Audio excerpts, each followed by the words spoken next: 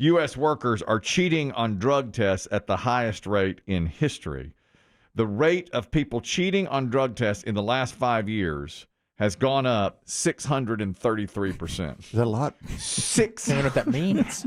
How many years? I'll tell you why. 5. Because of legalization. Merrill. Legalization, Yeah. and I also blame edibles and anything that you can get THC in now because you'll pop positive. Because just because it's legal doesn't mean your workplace allows it. So you know you do a few joints or marijuana cigarettes. If you're running the forklift at the warehouse, they're going to still drug test you to make sure. Yep. And yeah, absolutely. You can say, hey, I live in a legal state, but the boss can say, too bad. Too bad. Right. Yeah, it's employer's choice. So it's up, again, the number, 633% in the last 5 years. Now you say those numbers are people failing tests or cheating? Cheating on tests. And how are we cheating? They're caught. Well, number one way, swapping out your urine with a friend's, a spouse's. Classic. Or a pet's. The old switcheroo.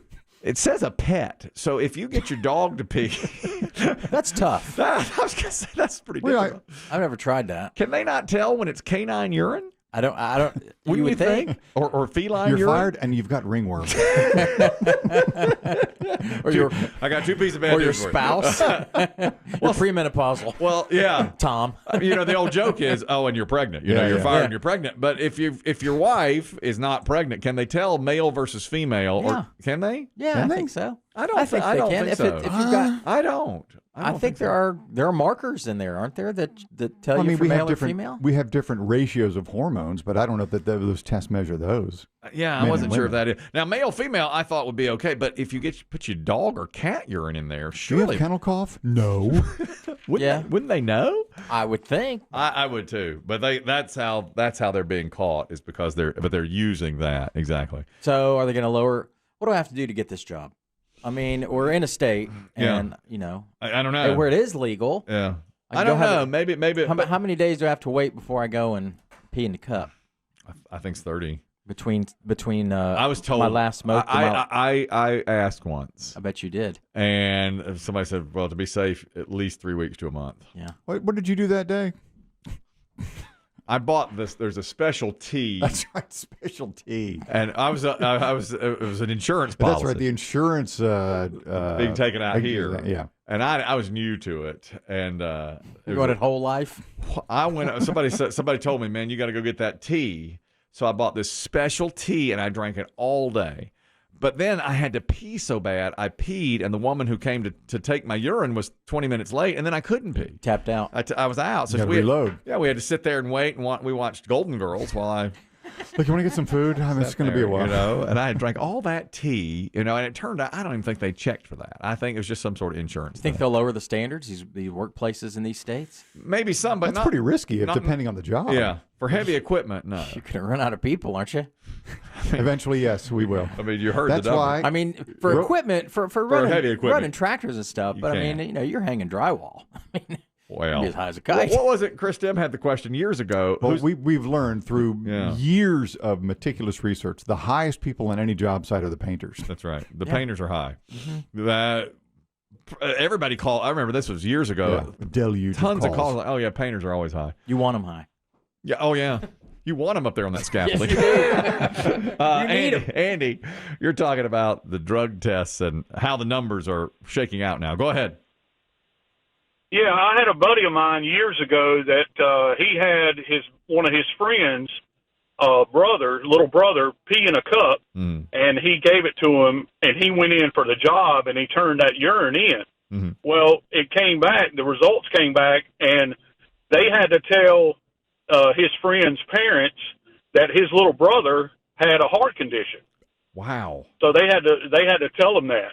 And they got that from urine. They could tell he had a heart condition. Yeah, there was something. They said that he had some kind of condition that they got that from his urine. Yeah. Well, that's a lucky break. I mean, thank goodness they Crazy. tested it. Isn't that crazy? Your brother's fired. Your other one's in the hospital. Man, that's unbelievable. What should they look at when they do this? Not just the positive, negative for drugs? I guess not. I guess it shows up. They run it through a battery of tests.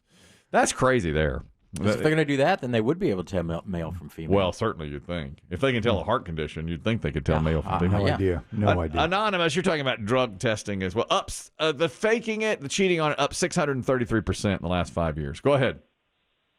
Yeah, that sounds about right. I'm pretty well versed in getting past them myself. Mm-hmm. And, there's the only thing they check for is temperature, and that's primarily it, and any substance and everything in it. Like, I had mine actually ran through tests and had it swapped with my spouses and everything like that, and nothing ever came back any different. You were okay, even though you swapped with your spouse. Yeah. That's the way you get by? They don't send somebody in with you, I guess, to pee. No, it's by law they can't unless I'm going for like a government position or anything like that. Right. Can we ask how you keep it warm long enough? Yeah. How do you keep it warm? You buy a kit and you put it up in a pouch and it goes to the inside of your thigh, and you buy some hot hands and wrap around it. As long as it's between the temperatures of 90 and 100 degrees, you're good. Perfect. Well, that's a risk, though, isn't it? Man. Hot hands. He's got it. He could teach you, Kelly. He's anonymous. We call him Hot Hands. I like it. Yeah. That's Hot Hands Hot Box. That's how you teach it. That's exactly right. It's a small window, 90 to 100. Yeah. What if your pee comes out? It's like 130. I know. What are you, Satan? Too many hot hands. Wasn't there a guy once that put it in the microwave over at like the Wawa? Yeah, he boiled it. 7-Eleven. 7-Eleven. Yeah. He went in and is boiling. It's not soup, dude. The guy spilled it on himself. Like, my God, you got a fever. Anonymous, you're talking about drug testing as well. Go ahead. I used to take a drug test for probation about 10 years ago. How I used to beat it is I used to take 1,000 milligrams of niacin. Yeah. And that was about 3 days before the test. And then the day of the test, I used to start drinking water at 8 o'clock in the morning, to where by the time I went to my drug test at 4:30, I was peeing nothing but straight water out of my system. And you credit the niacin and the tons of water before the test. Just flush it. And never caught. Yes. Never got caught. All right. But see, he had the advantage of knowing when the test would be. Yeah, it's not a surprise test, exactly. Yeah, for probation, it's different. As did I, because I went and I bought the tea. And when I bought the tea, the guy behind the counter was like, "Man, where do you work?" I said, "They tested you?" I said, "Oh no, I just like the taste of this tea." He's like, nobody likes that he's tea. like, bruh, all the reason anybody ever buys You're this one of tea. us, man. Yeah, I was like, no, I just like the taste of the tea. My roommate in college said niacin works. Is that right? Yeah, and he was wake and bake, man. He was all all the day time. long. And he said that if you take niacin and drink the water, this was a long time ago, but he says if you take too much niacin, it makes you feel like you have a sunburn. Really? Yeah. So you gotta interesting. get the right Get it right. the right number. I don't even know where you get niacin. I guess GNC or something. Yeah. Anonymous, you're talking about drug testing. The faking of the drug test and cheating on it, up 633%. Go ahead. Good morning, P1. Love the show. Thank you.